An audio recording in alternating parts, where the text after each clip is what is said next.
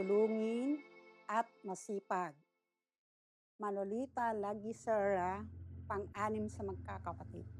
Ang namimiss ko kay Kuya Will, nung ako ay nag-aaral, lagi niya tinatanong sa akin kung may allowance ako.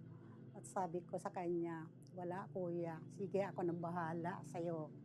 Tapos sabi niya sa akin, oo, sige babalik ko. Kailan kuya, kailangan ko na yung baon ko kasi wala akong pera. Sige, hayaan mo, ibalik ko agad. Yun ang namimiss ko kay kuya. What's the moment with him that plays in your mind like a movie?